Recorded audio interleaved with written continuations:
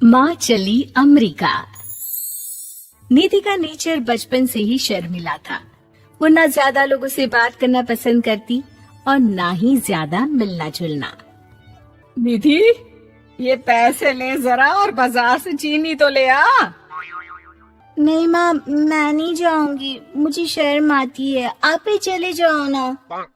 अरे पता नहीं क्या करेगी ये लड़की। जीवन में कभी कुछ किया ही नहीं सिवाय पढ़ाई और घर के कामों के। इसकी शादी भी आसपास ही कहीं करवा दो, दूर जाकर इसका गुजारा कैसे होगा।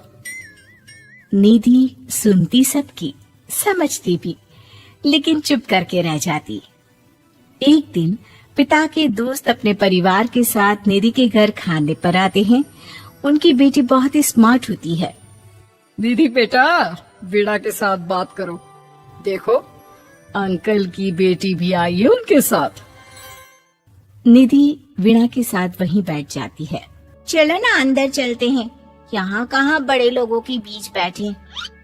निधि माँ की तरफ देखती है और अंदर चली जाती है। वैसे मैंने ना अपना चैनल खोला है, तुम सब्सक्राइब करना उसमें। मैं ना ब्यूटी और फैशन की बात करती हूँ, ये देखो। ओह, इतने सारे लोगों के सामने तुम कैसे इतना बोल लेती हो? मुझे तो बहुत शर्म आती है। अरे शर्म कैसी।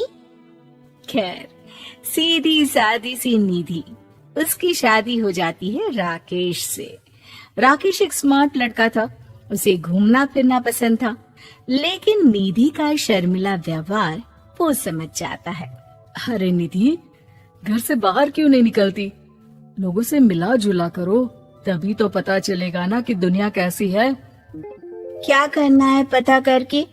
शादी से पहले पापा और अब आप। ठीक है ना, मुझे ज्यादा दुनियादारी में नहीं पड़ना। निधि की जिंदगी ठीक ठाक चल रही थी। उसके 2 लड़के होते हैं, दोनों को वो पढ़ाती लिखाती, उनका ख्याल रखती। निधि, 25 साल हो गए शादी को, दोनों बच्चे सेटल हैं। हम लोगों ने शहर में 2 मकान भी ले लिए। दोनों की शादी खुद का पता ही नहीं चला कैसे उड़ गया। हाँ, ये तो है।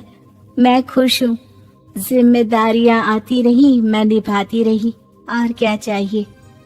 देखो, मैंने सोचा है कि अब हम लोग अमेरिका जाकर रहेंगे। यहाँ की जिंदगी तो जी ली। वैसे मुझे वहाँ बहुत अच्छी नौकरी मिल रही है। मैं कैसे चलूंगी, मुझे वहाँ का कुछ नहीं पता। आप तो जानते हैं ना कि मैं घर से बाहर ही कम निकलती हूँ। अरे तो क्या हुआ, वहाँ भी घर में ही रहना है ना, मैं हूँ ना, नौकरी करूँगा। निधि मान जाती है और पति के साथ अमेरिका चली जाती है। माँ, तुम्हारी बहू को बच्चा होने वाला है, तो क्या तुम 2 महीने के लिए यहाँ आ सकती हो? मुझे तुम्हारी बहुत जरूरत है, मैं टिकट भेज देता हूँ। हाँ हाँ, ये तो बहुत खुशी की बात है। मेरा भी मन सबसे मिलने का कर रहा था, पर क्या माँ पर? अब मैं आऊंगी कैसे? पापा से बात करती हूँ। देखो माँ, प्लीज बहाना मत बनाना। तुम जानती हो ना, इस वक्त में मैं किसी पर भरोसा नहीं कर सकता हूँ। निधि पति को सारी बात बताती है। क्या आप भी चलेंगे? निधि, आने जाने में बड़ा खर्च हो जाएगा, ऊपर से मुझे यहाँ छुट्टी नहीं मिलेगी। बहू पर वक्त ऐसा है कि तुमको तो जाना ही पड़ेगा। मैं अकेले दुकान तक तो नहीं जा पाती, इतनी दूर भारत कैसे जाऊंगी, मुझसे नहीं होगा। लेकिन सबके कहने पर निधि को जाना ही पड़ता है।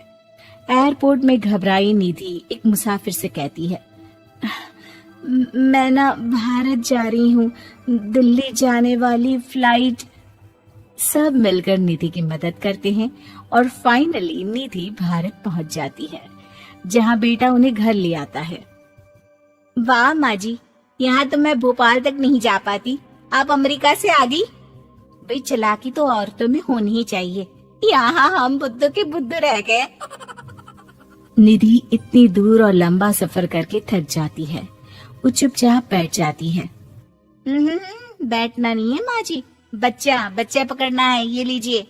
और हाँ, घर का काम तो मैं करूंगी नहीं, जानती है ना शरीर कच्चा सा है, तो मुन्ने को सुलाकर कुछ बना लीजिएगा। निधि को बहू का व्यवहार बहुत बुरा लगता है। जैसी भी थी, पिता और पति की हमेशा लाडली रही थी निधि। निधि बेटे की तरफ देखती है।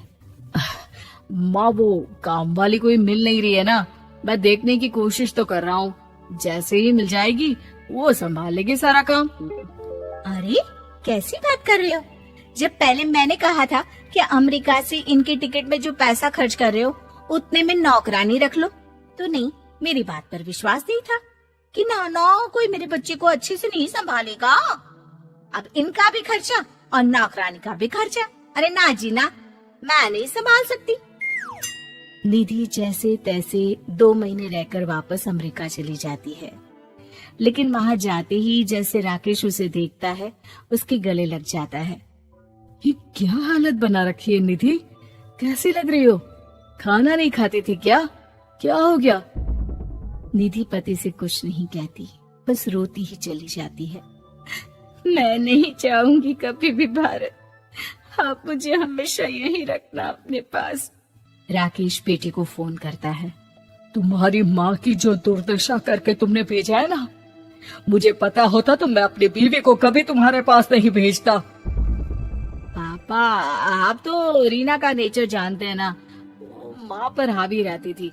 अब मैं तो ऑफिस चला जाता था, वो माँ पर जुल्म करती है, और माँ भी इतनी सीधी है कि चुपचाप सहती रही।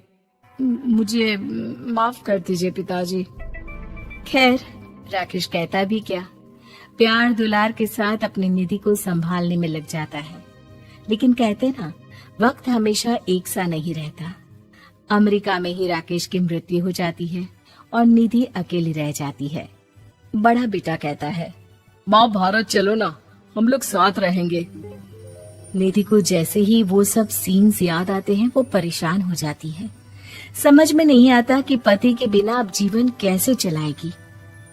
मैंने सारा जीवन घर का काम किया, घर देखा और जिंदगी चलाई, लेकिन जिस घर में रही सबने प्यार दिया, मैं वहां नहीं जाना चाहती। तभी राकेश जिस कंपनी में काम करता था, उसका मालिक निधि के घर आता है। वो भी भारतीय ही होता है। दीदी, राकेश ने आपके बारे में बताया था। जब से आप भारत से लौटी थी, उसे आपकी बहुत चिंता रहती थी, इसलिए उसने मुझसे कहा था कि कभी अगर वो ना रहे तो मैं आपको ये पैसे दे दूं। और हाँ, हम लोगों की कंपनी में आपके लिए नौकरी भी है। निधि पति के पैसे देकर मन में तसल्ली करती है और नौकरी के लिए हाँ कर देती है। अरे पागल है क्या माँ, कैसे नौकरी करोगी? ये अमेरिका है, दिल्ली नहीं। वहाँ तो तुम घर से निकल भी नहीं पाती थी, यहाँ कैसे? मेरे पति, मेरे पिता मुझे खुश देखना चाहते थे। वो लोग जब तक थे, मुझे किसी चीज के लिए ना फोर्स किया, ना कभी कमी होने दी। पर अब मुझे जीवन जीने के लिए घर से निकलना ही होगा। बेटा, तुम तो अगली फ्लाइट से भारत लौट जाओ, मैं यहीं खुश हूँ।